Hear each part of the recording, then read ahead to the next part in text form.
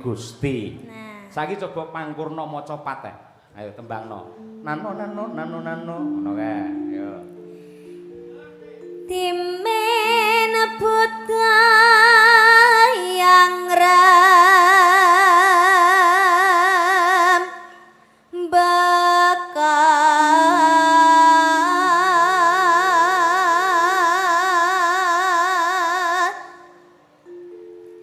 masih nangkling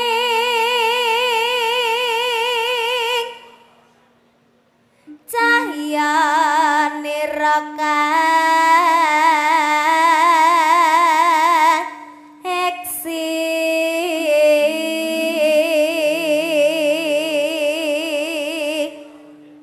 iki gambar apa Pak? Apa? Iki lho Pak, sanuke iki gambar apa iki Pak? Sing diwe aja ndeloki gambar-gambar liyane. Tulisane tok ae, gambar-gambar wong udo kok deloki ngawut ae.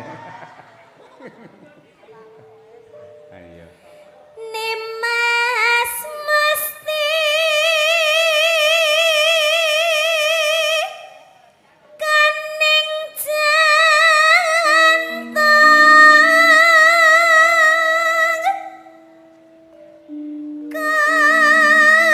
kenyakang saking dahat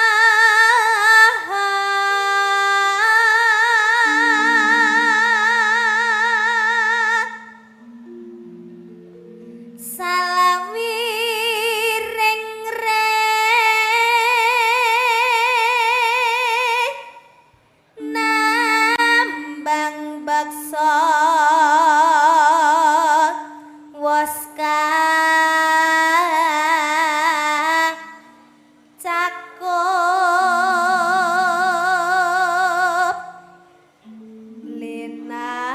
linambaran jiwa tama Intine keri dhewe iki pandongaku kuwi. Driya sumarah mring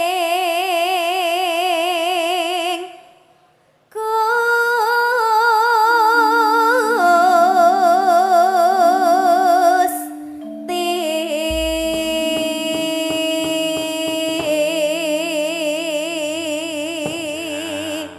Kagem para fan berat Niken Salindri nyuwun tepuk tangan untuk Niken Salindri. Ya, kuwi. Kaya ngono kuwi lho, Nduk. Bapakmu le sayang karo sampean nganti kaya ngono kuwi. Niku lirike sing damel sinten, Pak? Dalem Lirike. cakepan saire. Nggih. Sing gawe bapak. Bapak. Lah lagune sing gawene mbahmu Mbah Sukron Suwanda. Kolaborasi. Lagune sing napa, Pak? Sing mau dangdute mau. Wow. Kuwi Mbah Sukron. Lho Oh, kaya Mbah ngono kuwi. Sukron. Nggih. Terus sing nembang Ibu. Heeh. Nggih. Minangka salam pambuka men ora ilang ngenge pelok 6 klangenane Bapak Haji Hanafi mau lak diaturake karo ibumu Nyidam Sari to. Nggih. Siji sik saurunge berkomunikasi, saurunge guyon aturna Nyidam Sari. Oh, ngaten. Nggih, Pak. Langsung langgangipun kedua dangdut Niken Salindri. Yo. Terima kasih. Nduk, Niken Salindri. Nggih. Matur apa karo pepundenmu Bapak Haji Hanafi lan uga PT Puja Perkasa. Ayo. Nggih, ngaturaken sugeng midhangetaken sugeng amirsani lan matur sembah nuwun sanget kagem Bapak Haji Hanafi beserta PT Puja Perkasa ulang tahun yang ke-16 tahun. Semoga PT Puja Perkasa semakin jaya, semakin lestari, semakin sukses, semakin mendunia. Dan kagem Bapak Haji Hanafi mugi-mugi sehat selamat wilujeng. Amin ya rabbal alamin. Amin. Awet leh momong anak putune. Amin ya rabbal alamin. Kula wau sampun panggih kalian Ibu. Sampean? Inggih. Oh, karo Ibu Hajah.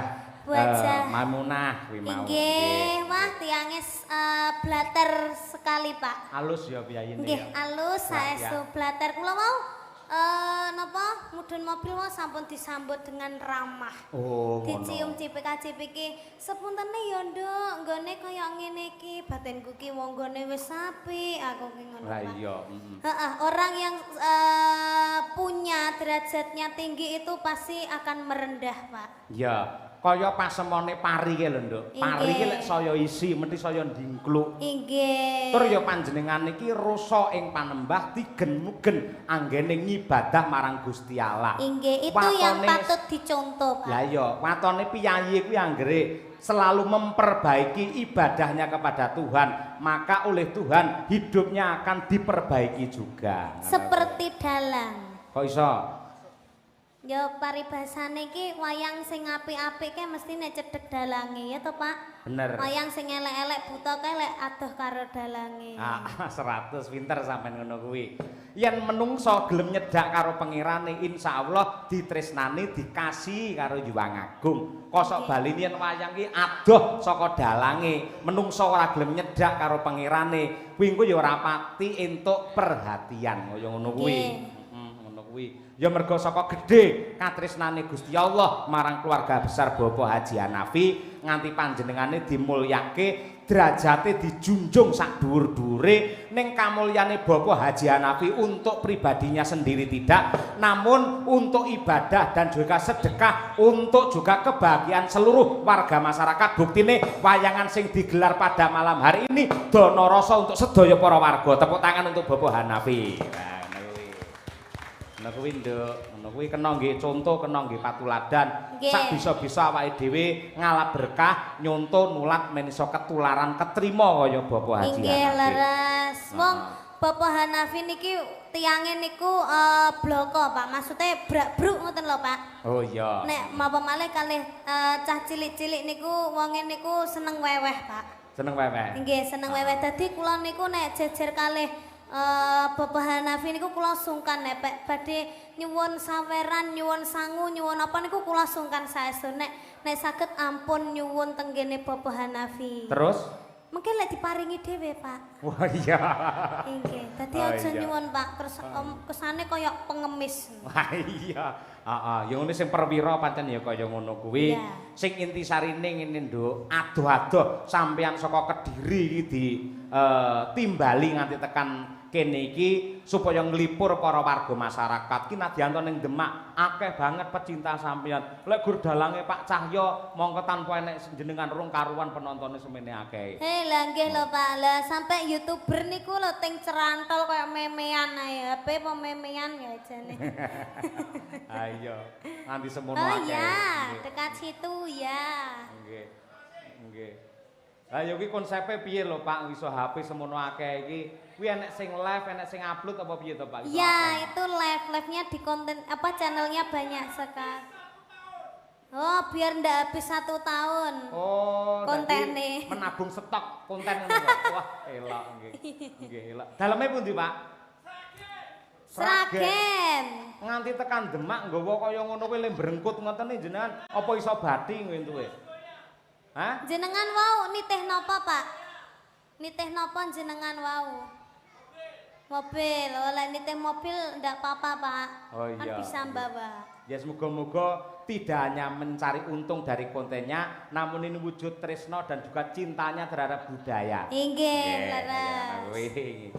Ya Nduk, coba kaya apa si jingkas Napa, aturana tetembangan. Nggih. Niki tembangnya sing halus napa sing kasar? Engko sing kasar sing rada mburi. Ayo, nggih. Sing kasar mburi, Nggih. Bu. Iki pilihan Nduk, yen podang kuning engko Mbak Yumu Umi Hafifah. Nggih. Terus engko yen kutut manggung, engko sampeyan spesial karo Bu Kesi nggon goro-goro. Sampeyan lak nganti goro-goro to? Nggih. Ah, sip lek ngono. Lah, yen prau layar engko kur nyidam sare wis diaturake, Sri Huning dhisik. Piye? Nggih. Aman kok? Anu, kula mboten apal, Pak. Sing aman-aman mawon. Sing apa? Upamane apa? Ninggal katresnan ki ana. Piye masuk Samboyo lho sampean wong Kediri to? Nggih. Nah iya kuwi coba kaya apa? Nggih. Niken Salindri dengan ninggal katresnan. Wah, iya iya apik ya. Kaya ngono kuwi. Nggih. Ya Nduk dibawani sik Nduk apa ngono Nduk? Dibawani, Pak. Nggih, wis bebas apa ngono. Nggih. Nah, men ora langsungan. Ya, ugi kula aturaken dumateng para gadang-gadang ingkang kepareng monitor lumantar streaming Kuntadi Channel, para tim biru lan ugi para-para ingkang sedaya mirsani subscriber Kuntadi Channel. Alhamdulillah kehadiran Niken Salindri penonton serentak mencapai 7.000 penonton pasang mata. Wah iya, terima kasih. Nggih. Nggih, golek ana nduk apa ngono bawane cukup. Apa ya, Pak? Bawane, Pak.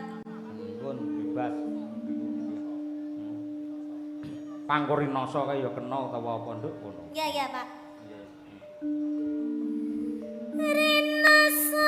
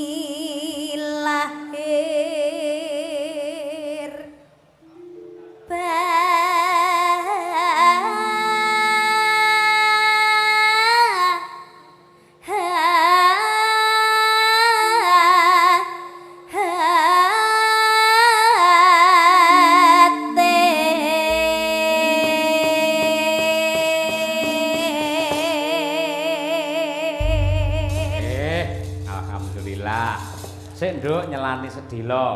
Nggih, Pak. Iki ana Nawala. Assalamualaikum Mas Cahya Kuntadi, selamat pentas. Semoga lancar cuaca cerah. Wassalam. Titip adik ponakan saya Mas Taslim. Wah, sapa? Saking Bapak Suparno. Nggih, Bapak. Aman terkendali. Nggih. Mas Taslim teng mriki nggih dereng gondrong-gondrong, Pak. Lah iya. Ugi saking ibu kula Pati, Ibu Kastiah. Oh iya, sugeng laras Bu Kastiah. Menika dipun tembangaken kalian genduk Niken Salindri. Wah iya. Nyimak Pak Dalang, salam kagem caksi lover sedaya kemawon ing laladan Demak. Iya akeh yo ana Mbak Kiki barang adoh saka Pati. Saking Pak Waris Sugiono. Wah iya. Ugi saking kula Larso Madangkara. Payaya kula hadir. Oh Larso ora. Kon sekolah malah mulih ora. Angel tenan. Yo Nduk diaturake ninggal katresnan. Sing sepisanan ya kuwi dangdut kedua jaranan. Wah iya. Yo Mas Noval kolaborasi. Dados. Yuk.